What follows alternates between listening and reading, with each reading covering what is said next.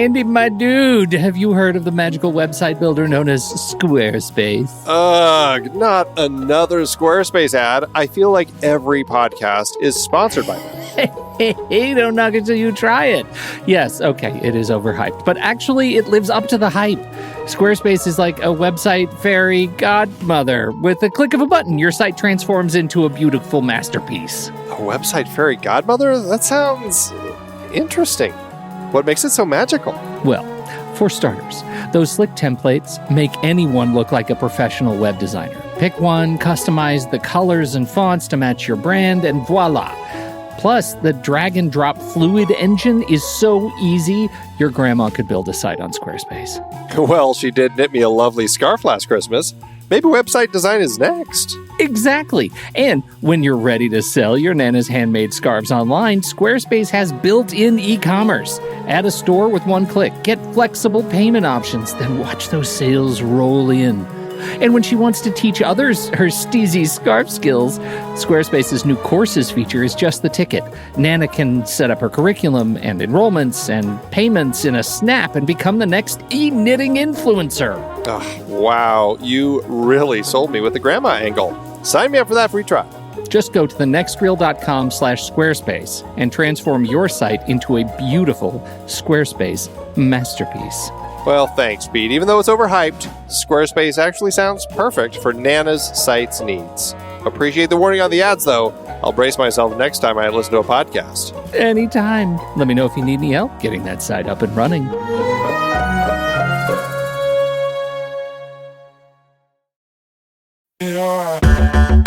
Andy, can you believe we've almost hit 700 episodes of The Next Reel? I know, it's crazy. And with all the other episodes in our family of podcasts, we are well over 1,200 episodes of movie conversation. It's really pretty amazing that we've gotten to have these in-depth movie chats every week for over a decade now. And we couldn't have done it without our loyal community of film fans. Their support over the years has meant so much. For sure.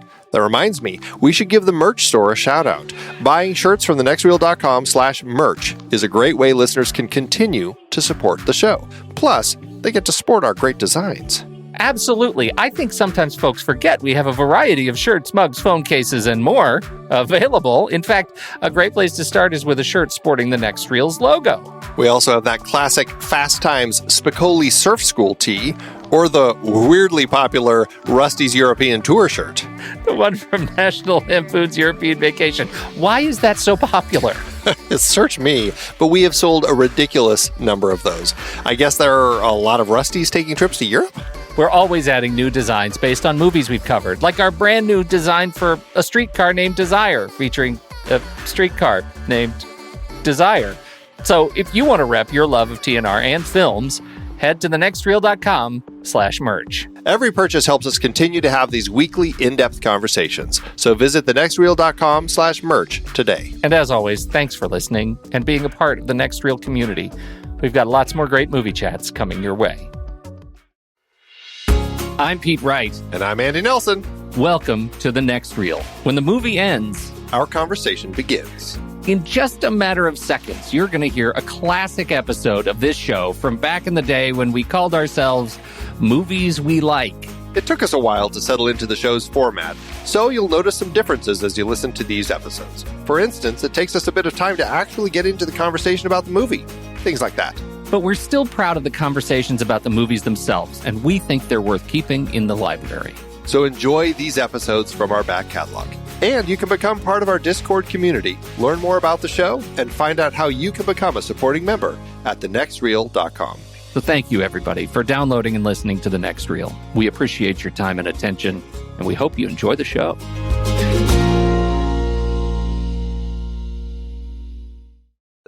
A typical murder mystery, or not a murder mystery, sorry, a crime story where somebody wants somebody dead, they hire a hitman to kill them, and then things go awry. A hitman who's also a male stripper. Yes. Am I getting these confused?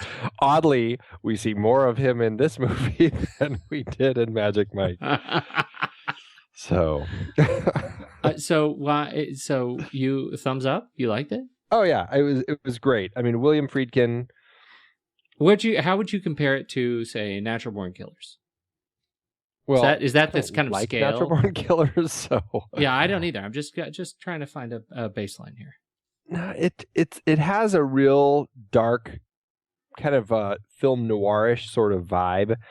I mean, it feels more like a U-turn or Red Rock West. Not that I'm comparing it to great films, but it has that kind of, femme fatale, kind of just gritty, rotten America sort of feel. I mean, it's trailer park. It's just greasy, fried Texas food.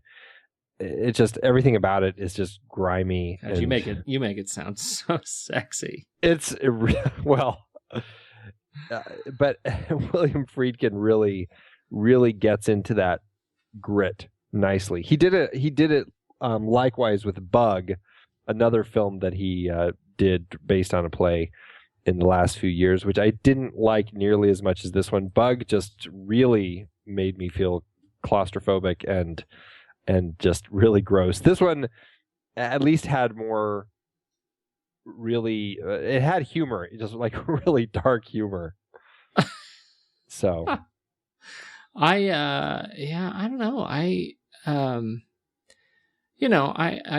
wasn't crazy about Rules of Engagement. Yeah.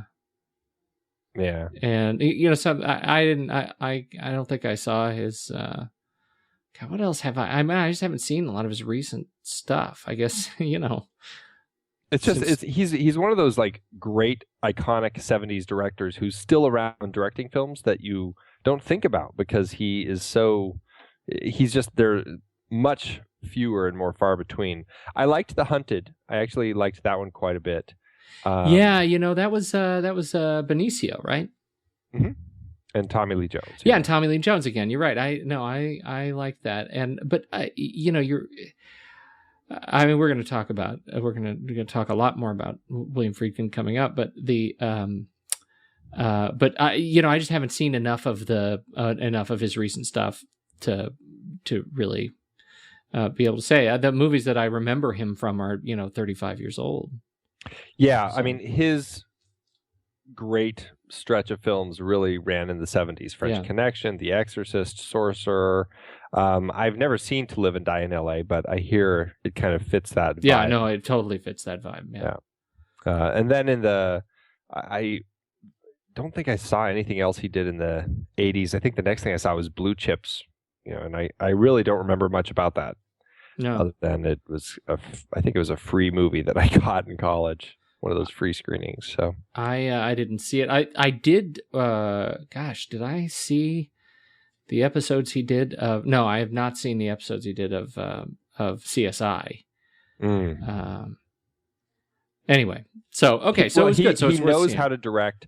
So rumored to have directed a lot of this film in like one takes. Like he would do a take, got it, good, moving on. Well, he's very confident. He is confident in his confident and wise in his age. All right. Well, so should I see it? Is that what you're saying? It's worth seeing. It's worth seeing. All right. It's worth seeing. It makes you feel a little dirty, but it's still worth seeing. Is it available on IMAX? Can I see it in IMAX 3D? I don't think so. It's not a film you would want to see IMAX or 3D. So. All right. I think you're probably selling it short, but the jury's out. Yeah. All right. So what else did you want to talk about here? You've seen more trailers than I have been swamped, and so I am behind on trailers. All I've seen now is the poster for Anthony Hopkins playing Hitchcock. Yeah. Man. It looks pretty good. He looks great. The poster design is really fun. Yeah. I love it. So, interestingly enough, that movie's coming out, I think, before the end of the year. There's another Hitchcock movie that's being made as well that I think is supposed to also come out toward the end of the year. The Anthony Hopkins' story is about Hitchcock making Psycho and all the dealing that he's going on with that. This other version has Toby Jones playing Hitchcock while he's making The Birds, and it's called The Girl. And so we should. This is going to be a series. I think it's more about his relationship with Tippi Hedren. You know, we should just make a movie about him making every movie that he made with a different actor playing him. Yeah, by the time you get to something like Murder or, Sabotage, we could get our buddy Chad Stoops to play him. A little, he didn't have to wear a fat suit. Val Kilmer. Oh, yeah, there you go. Huh? We found the role. This is the role of a lifetime. Oh, man. Okay. So I am actually very excited about this. I know that there are... I had this conversation with some other media-obsessed friends, and I mentioned... I think I mentioned Hitchcock in the context of film study, and both of them at the same time went, ugh. And I'm like, I'm looking at it going, what? Like, they're only stereotypes now because of him. Right. Please, holier than thou. I mean, his films are great. I mean, the last few aren't as good, but I mean, honestly, you almost just can't go wrong watching any of his films. I don't think so. I quite like them, and I find them. I still find them interesting to watch. I still get excited. Did we ever post the Rear Window recut? Did I show you that? Yes, we did. We did post it. Okay. We should post that again. Clever. Twice. We should post that once a week. We really should. People should see that. Everyone in the world has seen it. It's so good.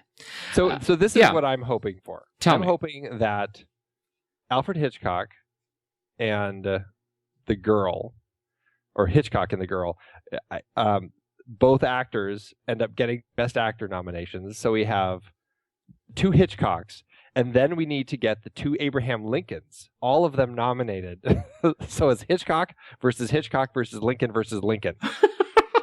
I don't know if Vampire Hunter's going to stand up against those other movies, man. That doesn't matter. We're not talking quality. I just want to see that on the ballot.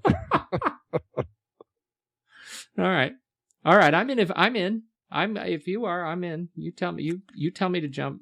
We just need another Hitchcock or Lincoln movie to be released before the end of the year so that we can really pack the ballot. Do you know who would make a great Lincoln? I was thinking about this as I was watching this evening's film. Are you going to say Ewan McGregor? No, I'm totally not. Are you going to say Billy Crudup? You are so wrong. Are you going to say, I know who you're going to say, Steve Buscemi? On second thought, but now I may change my mind. No, that Danny DeVito. I'd like to see him in a Lincoln suit. Oh, yes. Oh, man. It would be the alternate reality when the bullet doesn't kill him. It's the later years as he gets older and smaller and whiter. Hey, don't knock it, man. I've seen Stranger Things. Have you? One of them is The Vampire Hunter. Okay, so what else did you... So we got to talk about the Hobbit trailer. Where do you stand on that? Thumbs up. It's nice seeing a trailer that's more... it's really kind of more specific to this particular film. The previous stuff we'd seen had Smaug in it and all sorts of images that take place toward the end of the book. Now we're really focusing on just things that are happening in this first film. So it looks pretty exciting. Are you supposed to call it Smaug? Isn't it Smaug? I always thought it was just Smog. It could be. I've always called it Smaug. I'm gonna go on the record saying I think you're wrong on this, and I'll tell you why. Because you catch me every time I screw up a pronunciation. I think this may be one where you may be wrong. I think a dragon's name sounds better when it's Smaug. I don't know. All right, you may have +2 points on the dragon reference, but I still think pronunciation generally is going to be Smog. Smog. It's more of a there's sort of a schmog. Oh, look out, it's schmuck. Don't let him burn you to a schmear. All right. But yes, it looks great. So what else? It looks terrific, and I really want to see it in the. Now they've done. We talked about this. Now they're doing the altered frame rate, and they're only releasing that in select markets. How do I know if I'm one of those markets? I don't know. I'm curious about that. If they're going to have something on a website or something where you can find out if your local theater has the new projector or whatever it's going to be, whatever it takes in order to project it. Because that's the one I want to see. That's going to be the one. I think it's going to be great. Yeah, I'm very curious to see it. Okay. Was there something else you wanted to talk about? Another trailer, or should I just catch up and we'll talk about them next week? Well, only one more trailer I'm just going to mention. Oh, yeah. Because a professor of mine from film school, Jerry Aronson, produced a documentary that did really well at Sundance this past year called Chasing Ice, about the disappearing glaciers. And the trailer just came online this week on Apple Trailers. So looks really interesting, very interesting documentary about how the glaciers are all kind of slowly disappearing, and it looks to be very, very interesting documentary about that. Well, he is. I can't believe that. I'm very excited to hear that. Yeah. Oh, Jerry. Good old Jerry. Good times. Excellent. So we need to catch Chasing Ice and The Hobbit and Killer Joe and pretty much anything with Danny DeVito. Pretty much. All right. Pretty much. Even Matilda. Okay. Pretty much anything. So what are we doing tonight? We're still on this. Okay. I've got the question of the night for you. Oh. Are you ready for this? Yeah. Oh, okay. All right. Holly Hunter. Who do you think... No, that's wrong. Who do you think Ewan McGregor is going to look more like when he gets older? Alec Guinness or Albert Finney? Holly Hunter. I nailed it. You may be right. Oh, does the cat from Cat in the Hat? Can I have a write-in? Any sort of a write-in? I'm with you on Albert Finney. I think that's a loaded set of questions. Are loaded responses. I think he's on the Albert Finney train. Yeah, and that's not Albert Finney. He's a quality piece of work. Although when he has a beard, I can see the Alec Guinness. I can see it there. I can, but Alec Guinness. Alec Guinness never put on the kind of weight that Albert Finney's carrying. Oh, yes, he did. Did he really at the end? I'm looking up pictures. Oh, yes, he did. No. Alec Guinness. Yes, do you think if I Alec Guinness fat, will can I see pictures of that? What was that movie that he was in later in his life? It was a very trippy... Oh, I don't know. Man, I'm not... I don't know if I'm with you on that. No, I agree. I think Albert Finney is the way to go. Yeah. No, I think it's Albert Finney. Kafka. That was the last movie I saw Alec Guinness in, and he's a little bigger. Alec Guinness. Okay, and so I'm looking for him, and I'm not kidding you. In the top row or second row is a picture of freaking Magic Mike. Channing Tatum shows up for a Google image search of Kafka Alec Guinness. What is really the interweb trying to tell you? This is a failure of internet intelligence right there. He's not Albert Finney large like that. You are blowing smoke. All right, here's the thing. This is the question of the night for you. I've been thinking about this all week. Makes me crazy. This has nearly driven me into a peak. Wow. last week, as we closed the show, you intimated, maybe not even intimated, it was late, that you had real problems with this movie. And if I had a baseball bat, I would go and take it to your car. I have issues with this film. That doesn't mean I don't like it. I was actually curious. I went to my flick chart and I'm like, where is this falling? And it's under 500. It's in my top 500 right now.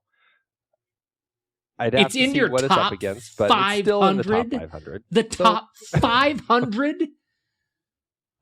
It's at 411. That is insane. And I noticed that it's number 92 on yours. Oh no, check again, son. It's number 2 now. Oh, I re-ranked tonight. It's number 2.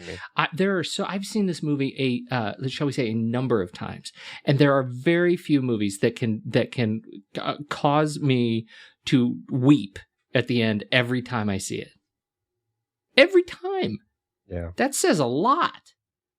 It does. It says I'm a simpering whelp.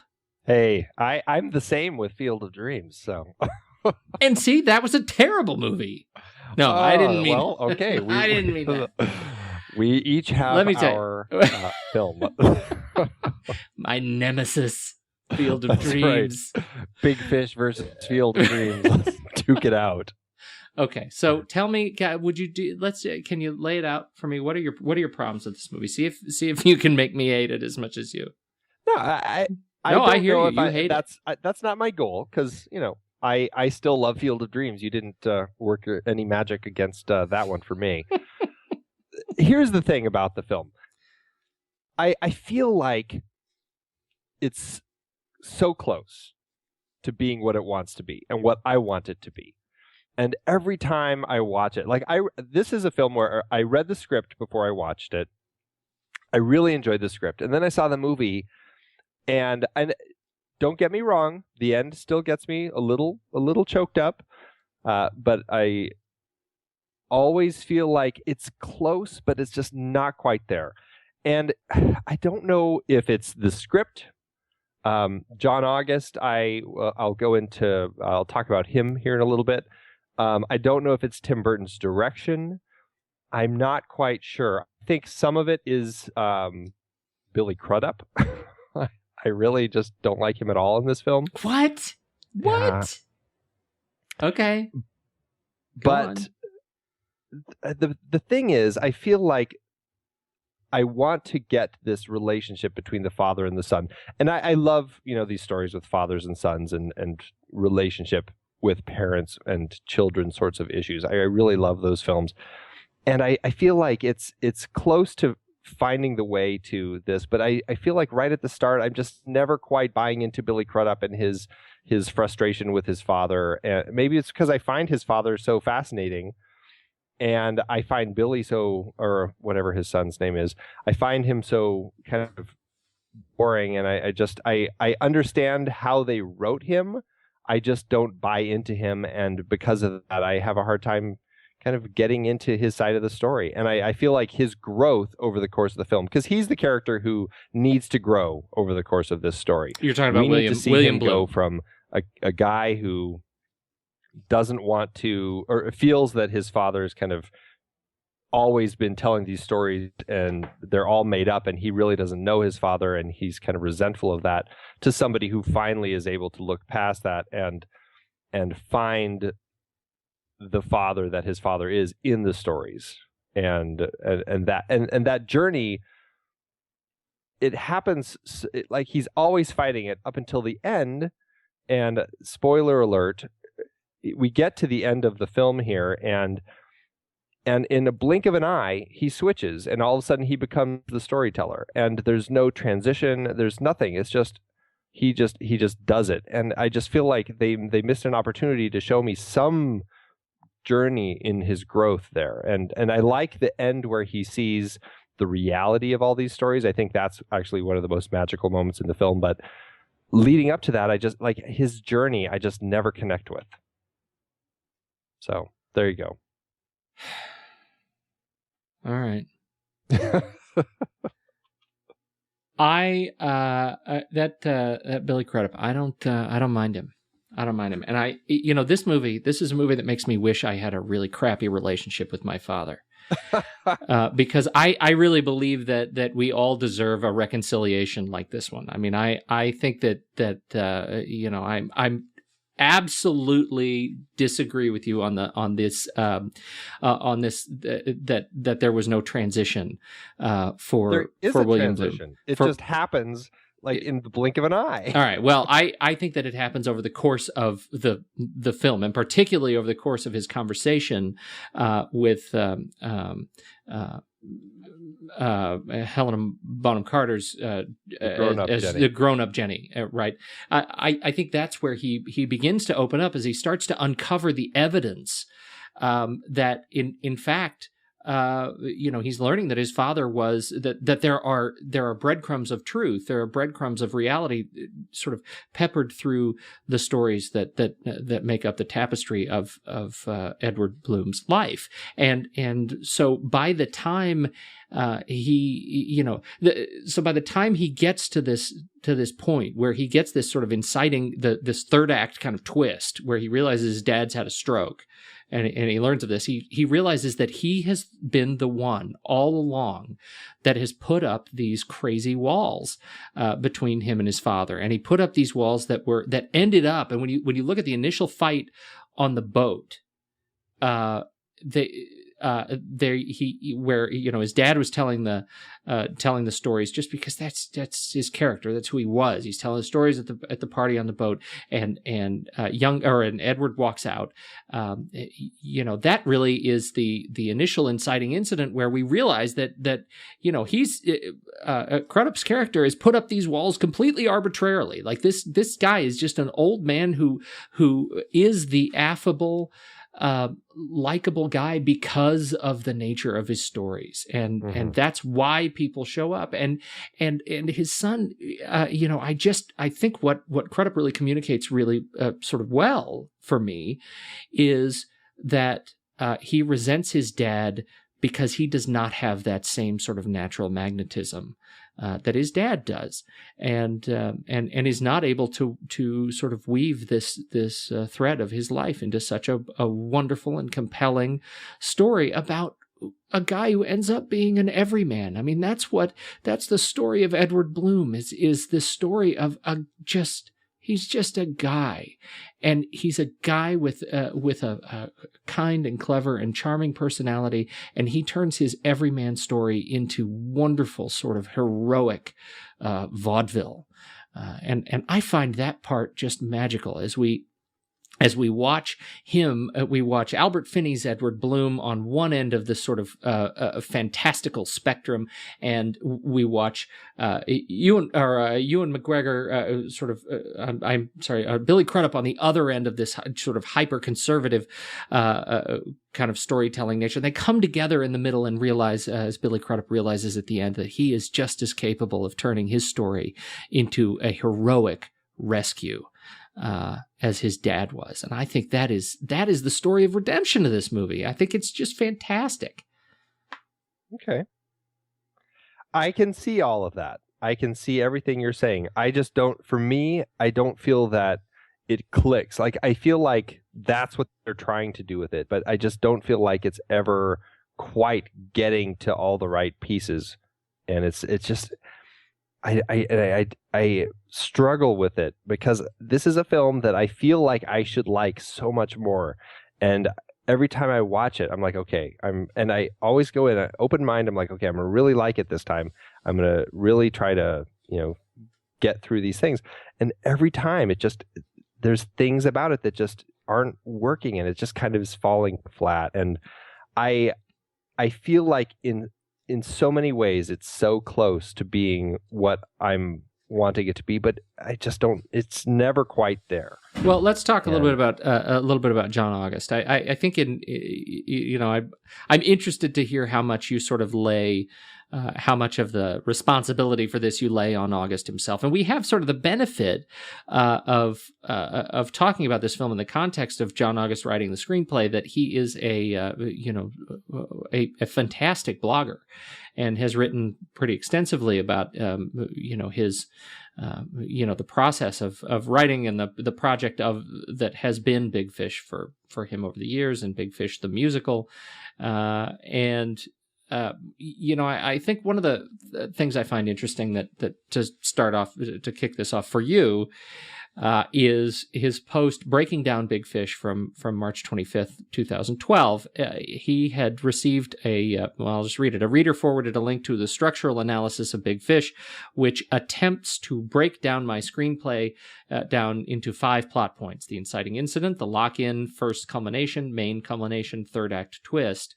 It's always strange seeing your work dissected by others, especially when they're trying to fit a specific template with unfamiliar terminology. I've never used or seen the term first culmination. Then he talks about it. He goes point by point into the inciting incident and does he agree, from the perspective of having written the film, this sort of arc of 2 stories, and then at the end, the heading, does any of this matter? August point, not really. I can't even agree with myself which plot points should carry which labels, so it can't be that important. I wonder if that is any indication of why you might feel that the structure doesn't live up to how much you want the film to be. No, I don't think so. Although I'll get into my own opinions of John August here in a moment. I honestly, I've never read the book that this is based on. The book, Big Fish, a Novel of Mythic Proportions by Daniel Wallace, came out back in 98, and at the time, John August had seen a manuscript of it before it was published, and ever since then he had been championing it, trying to get it made. Went through the hands of Steven Spielberg, it went through the hands of Stephen Daldry, I think, before it finally landed in Tim Burton's and Richard Zanuck's hands. So clearly it's a story that taps into something in John August. Again, I don't know the differences between the book and the script that they ended up making. But my impression is it has those points. It has its inciting incident. It has its, the first and second culminations, all those different things that it's talking about. I don't use the terminology that this person did in their breakdown of the script. I do inciting incident, certainly, and some of them, anyone who kind of studies screenwriting will kind of have some of this language that they use. The thing about writing scripts is there's a lot of different schools of thought as far as, how you write your script, which, how you're going to put it together, structure it, all that sort of thing. Regardless of what terminology you use, if any, the idea is that these are tools to help you find a better way to develop your story that works for you. I mean, that's really the nature of all of these different things. John August is a person who, and I don't know if it's because he's ended up in Hollywood as a screenwriter, but he's kind of ended up having this arrogance. And he also has a podcast, which is an interesting podcast to listen to. It's probably most useful for people who are already kind of in the Hollywood system, working as like beginning screenwriters within the system. It can be a frustrating podcast if you're not in the system listening to them, because they bag on anyone who's not in the system quite a bit. But his point is that theory is a waste of time. What you have to do is write. And that's what writers need to do, is write. I certainly agree with that. However, I think that he is a writer who could actually use some understanding of writing, of story theory and what goes into a story. Because I think he's created this thing in his head where he writes these stories that he just writes because it's hard, and he puts his time into it and writes a script and makes it, whatever it's going to be, because that's what he does, because he's a writer, without really understanding things that can work within a story to actually make it better. And that's a frustration I have with him because to be honest, he hasn't written really many good scripts. I liked Go quite a bit. And I mostly like Big Fish. Other than that, I don't like anything that he's written. See, that's funny. We're sort of in the same. I didn't like Go. But that may be because I'm not crazy about Jay Moore. I loved Big Fish. Didn't like Charlie's Angels. Titan AE is a big favorite of my kids. I'm not crazy about it. Charlie and the Chocolate Factory, meh. Corpse Bride, meh. Frankenweenie is the biggest meh of them all. I haven't seen the Nines. Yet, so no, I know. Yet. No, I'm judging. I'm okay. full on Judge judging. Away. The Nines, I haven't actually seen. So I haven't either. So I can't talk to that one. Yeah. And I know there's like many working screenwriters in Hollywood, there are countless scripts that he's been a part of that he's written. Like he was very involved in Prince of Persia, which is another terrible film. He's probably lucky he didn't get credited on that one. There's a lot of films that he's, been involved with. He's written drafts of. I think Priest, another terrible film. I think he was involved with that one for a while. Yeah. I don't think he writes good scripts. And he's a person I think could use a schooling on story theory. Now, does that play into what I think is working and not working within this film? Only to a certain extent. Because again, I'm so torn. Like sometimes I think there are certain things that Tim Burton does that he chooses when he's directing that aren't clicking with me. Sometimes his Tim Burtonisms are just too much for me. And sometimes I think there's a few cases where I've seen a film where I'm like, God, that's such almost a good movie. And if only they had the right director making it, it could have been great. And I think that if Steven Spielberg had done this film, I think I would have liked it a lot more. Just like what was the other one that I found the same thing? Oh, The Island. Michael Bay's The Island, oddly enough, also with Ewan McGregor, was a very fascinating story that I think would have been 100 times better if Michael Bay had not been the person directing him, but it had been somebody doing kind of a more smaller, intense kind of indie sci-fi action film. So it's hard for me to pinpoint it on just the script. And that's why I'm so torn between the script or the direction in this film. Again, not to say I don't like it. There's so many things about this script and the movie that I really, really enjoy. The magic of it, the Southern Gothic vibe of it all. Jessica Lange is fantastic in this film, as is Alison Lohman, her younger counterpart. I think they're the best performances in the film. I just love those two, and I think they work so well. The best scene in the film, I think, is actually the one with Jessica Lange and Albert Finney in the bathtub. I think that is one of the most heartbreaking, beautiful scenes of a relationship in many films of recent days. Totally agree. So Tim Burton then. Yeah, Tim Burton. You know what I mean? Right? Am I right? Tim Burton. He's an interesting one. Yeah. I mean, we sort of talked a little bit about Tim Burton. We're talking about a couple of Tim Burton films in this series, and I generally find Tim Burton stuff sort of. I don't think it ages well. Do you know what I mean? Yeah. Oh, I totally know. Like, I think we talked about it last time. Beetlejuice was one of my favorite movies when I was young. I revisited it and felt a little sad that I did because it just... Yeah, I think you're probably right. Yeah. That makes me sad too. I absolutely feel the same way about, Batman, which makes me so sad because that actually destroys my childhood. I mean, I'm sorry. Fans, I'm sorry. That the Batmobile, the Tim Burton Batmobile is an atrocity. That thing, Tim Burton one? Yeah, it's a blight. It's a blight on history, on the canon. That's what I'm saying. That's my position. It's better than the one from the TV show. I even think it's not as good as that. Okay. Parachute. The one on the TV show had a parachute. Huh? Which every car should come with. I believe that, and I stand by it. I don't think they age well. I think sometimes that crazy vision that looks just so stunning in its just sort of shock, the shock factor of it, and just the sort of weird kind of vividness and contrast of it ends up being fantastic in the moment, and loses a lot of power. The next time you see it years later, they just don't hold up, and it's the risk of kind of the I see dead people move, once that secret's out, once that vision's out, once you've seen Charlie and the Chocolate Factory, once you've seen Beetlejuice, you kind of know the tricks. Yeah.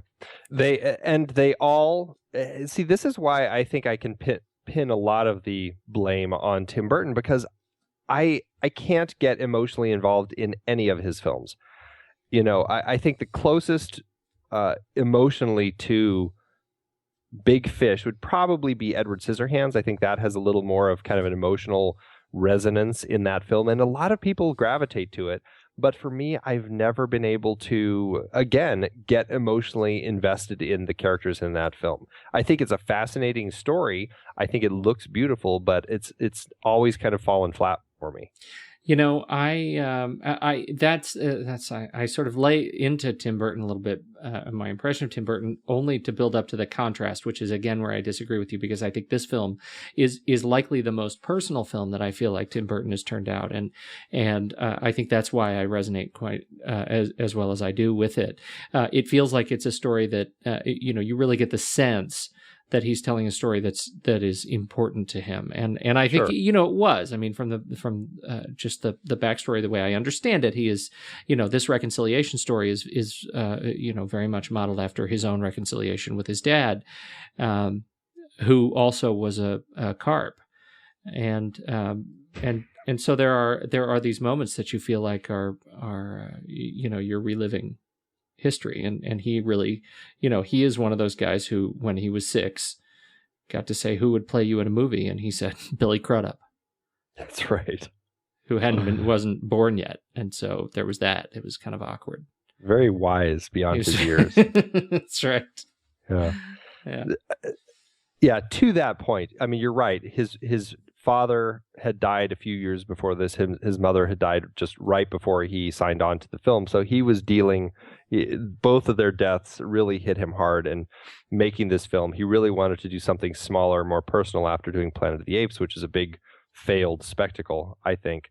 And I think he picked a great script to do that. It's definitely a smaller story. It has the vibe that he needs to create something that is more personal, yet still maintains that Tim Burton-ness. Mm-hmm. And doing it that has kind of that Southern Gothic feel, where it's kind of got this mysterious air to everything, and it's kind of got this decay, and it feels like it feels palpable almost. You can really feel this film, especially like when you're in the haunted forest outside of Spectre, and just everything about that area and the circus, and moments that he captures so well, like when Edward Bloom sees Sandra for the first time and everything freezes in the circus tent and he walks up toward her. I mean, that is a magical moment, and that's the sort of thing that this movie thrives on. Like, those sorts of moments, I think, are so good. And Tim Burton knows how to direct scenes like that and capture the quirkiness and the magic of those moments. Yeah. I think that's true, and that is in so many ways why this movie in particular works with that feel of that particular touch of Tim Burton, because that sort of vibrant sensibility and the spectacle of it, I think, for me, works so well around a story of reconciliation like this, that is so, in fact, grounded in humanity. Mm-hmm. And I think that's what's easy to sort of skip as you're watching the craziness that sort of unfolds, and the fact that Danny DeVito is a werewolf, and there's this giant who actually is quite a handy carpenter, and the the fantastic sleight of hand with the North Korean Siamese twins at the graveyard scene. I mean, there's so much going on screen. I think that you sort of miss on first or second viewing the fact that this is a story that is about as human as Tim Burton has ever really approached, and that I find is makes it a really just sort of a magical experience. Yeah. No, he captures a lot of it, and you're right. The scene at the end, I think, is a very solid scene at the grave when you see the realities of all of his stories, and I think that plays very nicely. I really enjoy how all of that works, and the whole moment leading up to that, with running his father to the river and all of that. There's a lot of great stuff happening at the end of this film, and actually, I think something that for me stands out as kind of one of just a key line in the film. It's Robert Guillaume that he says when he's talking about the reality of the birth of the son versus the story that his father always told him, and he's like, if it were up to me, I'd take the more fantastical version. And I mean, he says it in nicer words, but that to me really helps define the end of the film, and that really does, I think, lead to that. I kind of see as that kind of quick transition in Will right at the end of the film, but it is a great moment, and I love seeing Robert Guillaume again. I think he needs to be in more films. He just goes by Benson now. Benson Dubois. I actually acted in a TV show with him. You did not. I did. Do tell. What was it called? Can I see it? Is it on iTunes? I don't know. It was Diagnosis Murder. You did? I knew that. He was the priest. Yeah. He was the priest, and I was an extra. I would walk by the windows and all sorts of fun things. No, in fact, I can't, but I'll bet I can track this down. We need to put this in the show notes. It can't be tricky to find. I ended up in 4 or 5 different episodes, and it was pretty fun. I was actually a featured extra in one, licking a car window and making faces at the lady in it. That's great. Yes, so good times. Great. What season do you think you were? I don't know, 1 or 2. It was when they were filming it in Denver. All right. That's awesome. All right. I'm going to look for that. Yeah. I'm going to track that down. So anyhow, beyond Robert Guillaume, who actually was fantastic in this movie as the county doctor, Jessica Lange, Alison Lohman, who is, she's great. So cute. And Ewan McGregor, I thought, did a really good job. And I think he really, he's a tentpole of this film. And even though so much of the story is on the kind of reconciliation of the Albert Finney version of himself, so much of the experience we sort of get, through the relationships that Ewan McGregor builds with that giant smiling face. I really love the conceit of the character. I love that he is that so much of his kind of social power is built on the premise that he knows when he is going to die. Yeah. And so he is not afraid of anything. Right. That is absolutely fascinating to me. His whole moment with the witch when he looks in her eye, I think, is played so well. Oh. And how he plays that all the way through, I think is just so smart. Leading up to the moment when he is dying and he's just like, this isn't how I go, and then he gets the son to tell the story, and I can't remember what he says right there at the end, but it plays so nice. It really is a fascinating way to tie all of the stories together. Yeah, it really is, and it's a theme that works so well as a theme of empowerment around this character, this kind of, again, this everyman character who, just builds his reputation on these fantastic events that that in the end, who knows if they're how much sort of truth there are to him. What we know is he got his power from this belief that he knew when his end would come, and I kind of liken it to, it's that sort of emotional cliffhanger ending that's worth talking about, like, a la Inception, because at the end, he says on the deathbed, or we're to get from it that, his story ends like this. He says, this is what it looked like.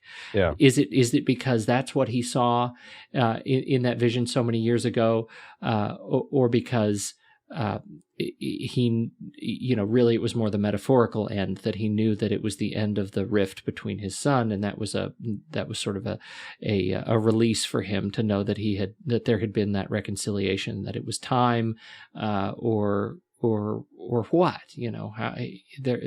how else can you sort of caption what like this means in the context of understanding when he's going to release that power finally and let go. Yeah. I thought that was just magically executed. I thought that was so great. And all these characters, they do this sort of bouncing around thing. Albert Finney, in all of his escapades, even as he's, as he sort of deteriorates on camera, he still has, when it jumps back into Storyland, he still has this giant smile on his face and this sort of bouncy, jiggly nature to him. And Ewan McGregor is bouncy and jiggly, and Billy Crudup is surly and jiggly, and Marion Cotillard is pregnant and jiggly, and everybody has this sort of comical jiggliness to them, this caricature kind of nature, until everything stops. And it's like that moment in the circus where all of that energy stops, and you get these moments like the deathbed scene when he actually, it's like a relay runner hands off the baton. That's the experience I have when I watch Billy Crudup take the reins and start telling that story, where all of the jiggliness stops, and you actually get that, you see that capability kind of grow from within him. That's such a great moment. Yeah, I wish it built up to it better. Yeah. But you're right. But you're right. The jiggliness. This is a very jiggly film.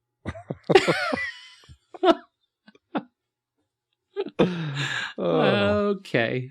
All right. So, and Loudon Snowden right. Wainwright's in it. Yes. No, you're absolutely right about that. Shall we walk through your favorite characters in this film? No, let's walk through your favorite characters.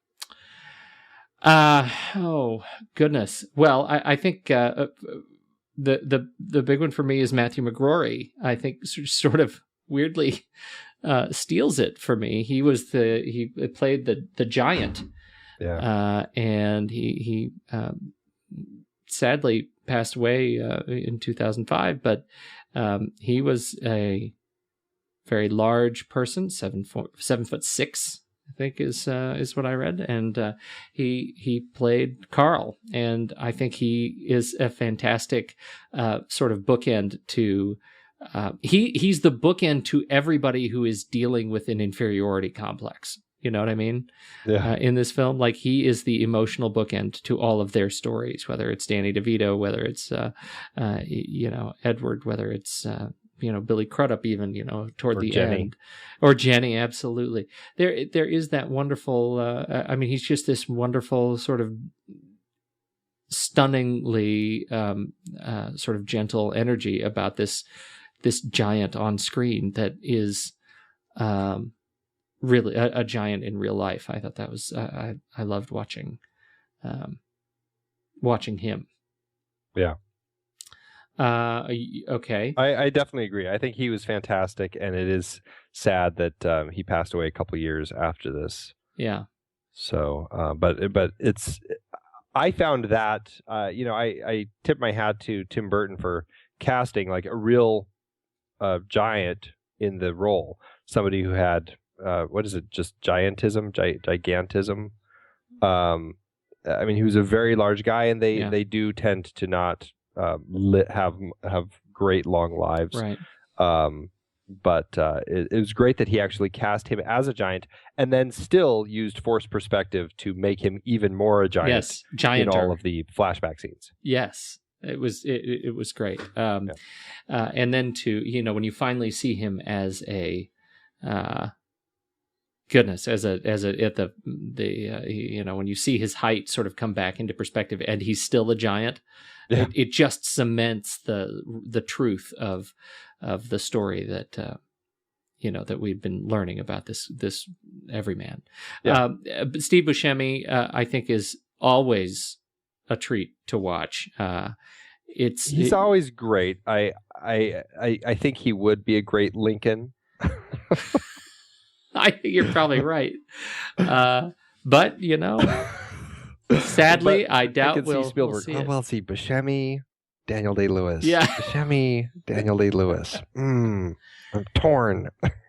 I'll just have to go put on my VHS of Con Air, and I'll have to be okay. He probably with that. called Buscemi first, but Buscemi was probably busy. He was busy doing Con Air too. Yeah. I really like Buscemi. I like the role he plays in this film, and that sort of it's that point where Billy Crudup's character runs into him in the bank, and they have that exchange. Ewan McGregor. I'm sorry. Ewan McGregor's character meets him in the bank, and they have that exchange about how he's robbing the bank, and so Ewan McGregor takes some money, his own money out, so it looks like he's robbed it, right?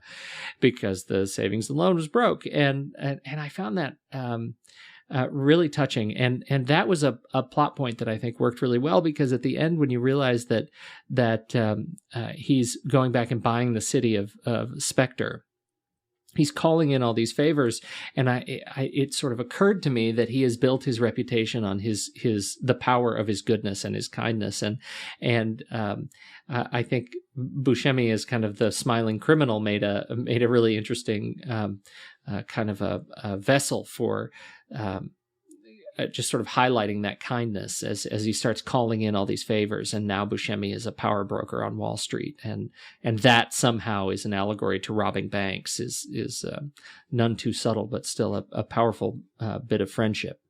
Yeah, for these two characters. Who do you think Richard Zanuck feels more connected to, Edward Bloom or Norther Winslow? Oh, hopefully dear. Edward Bloom. I was going to say, I would hope. Yeah, I'm sure many people in Hollywood look at the studio heads as more the Norther Winslow types. Right. Maybe that's why he got out of the studio system. Wow. Yeah. So we haven't really talked about Zanuck, actually, because this is part of our Zanuck conversation. And so do you want to talk a little bit about Zanuck and this film?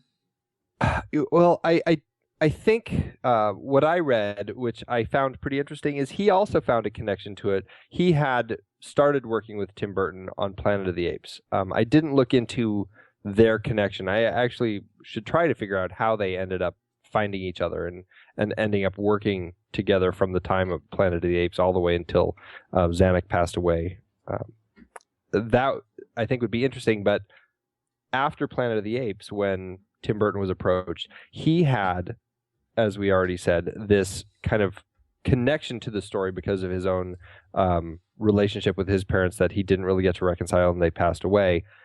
Likewise, when Zanuck saw the script, he also, as we had mentioned before, he had a kind of an interesting relationship with his own father. His father had to fire him from being the president of Fox back in the late 60s, and it was a challenge, I think, for him to deal with his father, and so he had kind of those parental issues as well. He actually came out and said later that he ended up forgiving his father for that whole situation and getting past it, but he always felt bad because he didn't think his father ever was able to reconcile with the fact that he had to fire his own son.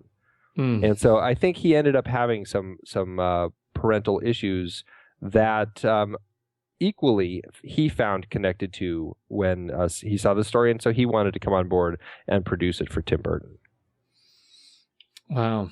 Well, it was in my book. It was a good call, and how did the film end up performing? It didn't do as well as they would have liked, but it made money.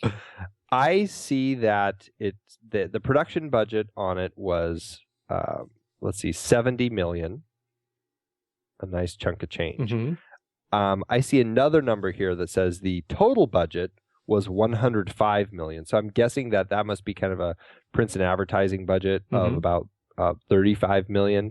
So total budget $105 million. Domestically, it grossed just under $70 million. Worldwide, about $123 million, give or take $1 million or $2 million. Pocket change. That's just pocket change, right?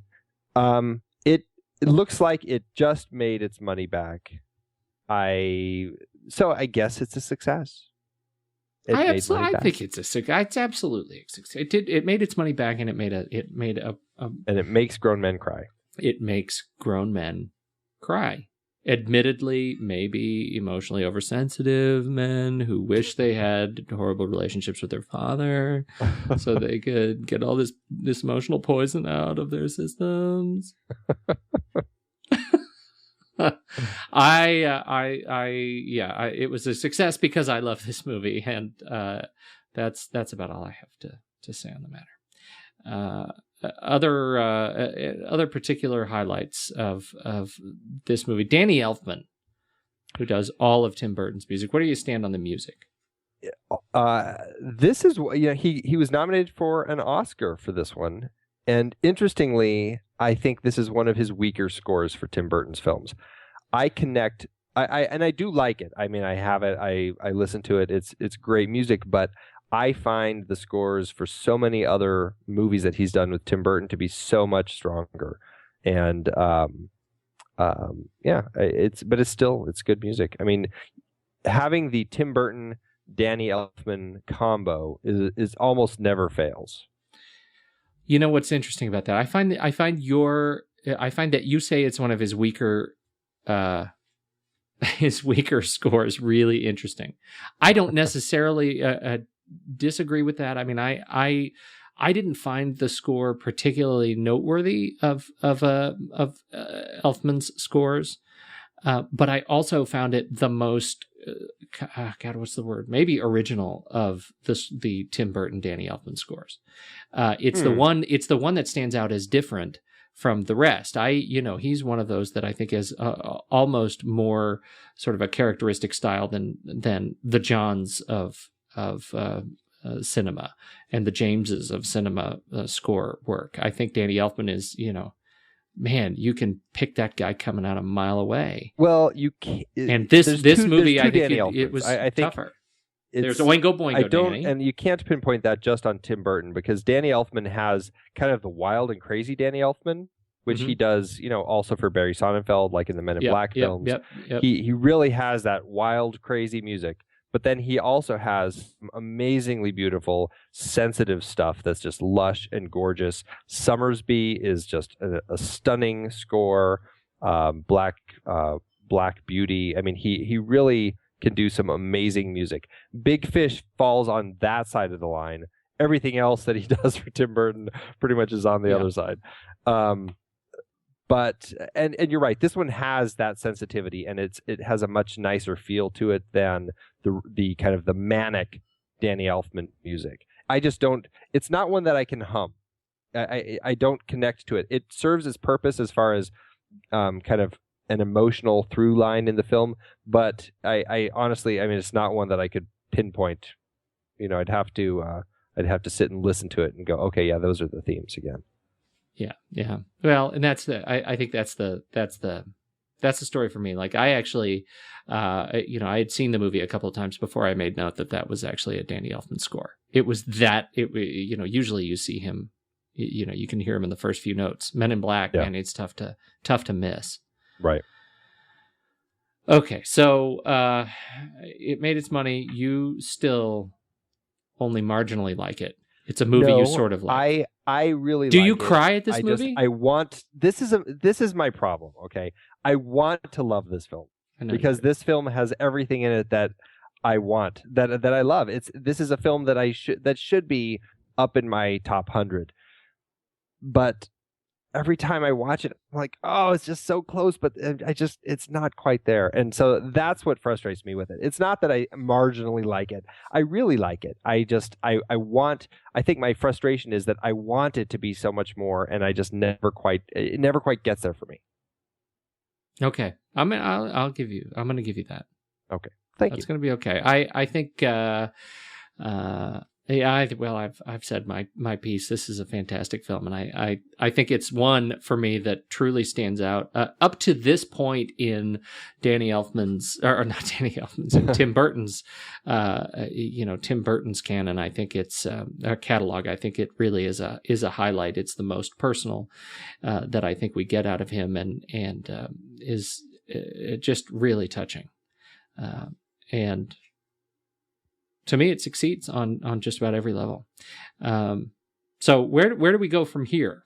Oh wait, no, you have note. This is your thing. You have another thing. You're going to make it sound like I'm rushing I have to do one last little thing. All right. Ruthie, the little girl in this film, is played by Miley Cyrus. Yes, Ruthie. And I've never caught that before. Like the times that I've seen this, I've never noticed that was Miley Cyrus. I had to read that. That's and go, oh, really funny. That's yeah. Miley Cyrus. Boy, she's come a long way, hasn't she? Huh? Am I right? You bet. You bet. Okay, so, now where do we go? And the last little thing, which this is something that I love, the guy playing the banjo in Spectre when he first arrives is the guy from Deliverance, and Tim Burton found the guy. Billy Redden is his name. He tracked the guy down and put him in the film because he really wanted to have that vibe with Spectre. And so, for everybody who loves that ding ding ding ding ding ding ding, that little twanging dueling banjo sound from Deliverance, that's the guy right there sitting on the porch when he walks into Spectre for the first time. I did not know that. That is really cool. Because I do love that. That's about the only thing I really love about that movie. Deliverance. It's okay, so I guess we won't be covering that in a future episode. We really like certain squeeze of Deliverance. Squeal like a pig, boy. Squeal like a pig, fatty. Yeah. I didn't like that movie at all. Okay, where do we go from here? Well, we're continuing this little pairing up of Zanuck with Tim Burton, and we're going to end our Richard Zanuck series with Sweeney Todd, the Demon Barber of Fleet Street. Yes. Oh, I like this one too. Quite excited. This is I think probably my favorite Tim Burton film, and maybe it's just because it's based on Sondheim or something. I don't know, but I just love it. I think it's fantastic. So I'm looking forward to talking about it. Totally, very excited about it. I got nothing else. Where, if people have made it this far, where do they go to find out more about you, Andrew? They can follow me on Twitter at where am I on Twitter? This had a complete brain fart. At Soda Creek Film is where they can find me, or over on Facebook at Soda Creek Film, and of course at facebook.com/movieswelike. Excellent. You can definitely catch up with us there. You can catch up with me at Pete Wright on the Twitter, and I encourage you to do so. Would love to hear from you, good people. Here. And subscribe to the show on iTunes. Leave us a note and a review. It really helps other people discover other film nerds who like to sit and have coffee time conversation with us without us actually listening, because it's pre-recorded. Those are the kind of people we want to discover this podcast and join our love for awesome Tim Burton movies. Let's raise a toast to those people, though. Let's everybody out there drinking their coffee while we're all chatting. Let's all have a toast. Okay. Hear. That was good. We wanted to take a moment to thank you for your continued support over the years. It's hard to believe that we have been having weekly, in-depth discussions about movies since 2011. That's right, 12 years and counting. Producing this show is a labor of love for us, but it does require a lot of time and effort each week. If you enjoy our podcast and would love to help keep it going, there are some easy ways you can show your support. One is by using our Originals page to shop for the original source material that movies we've discussed were based on. That's right. In Season 1 alone, we covered 13 films adapted from books or plays, from Charlie Kaufman's adaptation to David Fincher adaptations like Fight Club. In Season 2, we covered even more, like Powell and Pressburger's The Red Shoes and The African Queen from our series about legendary cinematographer Jack Cardiff. We can't forget about the 4 Jason Bourne movies we talked about. Love those movies. Well, the original trilogy, at least. For our Richard D. Zanuck series, we did Jaws, Rush, Big Fish, and more. And for our horror series, we talked about John Carpenter's The Thing, which was adapted from Who Goes There? We did our first great car chase series with movies like Bullet, The French Connection, and Drive. And for the holidays, we did Preston Sturgis's Christmas in July. We had a great John Huston series with adaptations like The Maltese Falcon and The Treasure of the Sierra Madre. And for our baseball series, Moneyball with Brad Pitt. Have I told you lately how much I love that movie? Yeah, I think you have. Plus, our Magician series and Heist film series had adaptations as well. Tons of page-to-screen gems. Listeners can find the details and links to the original material at thenextreel.com/originals. Every book, play, or movie you buy through our links helps support the show, and it's no extra cost to you. So dive in and get your next read today. thenextreel.com/originals has all the films adapted from other sources that not only we have covered, but all of the shows on the Next Reel family of podcasts. Check it out and get reading. Support the show and build your reading list. It's a win-win. Head to thenextreel.com/originals.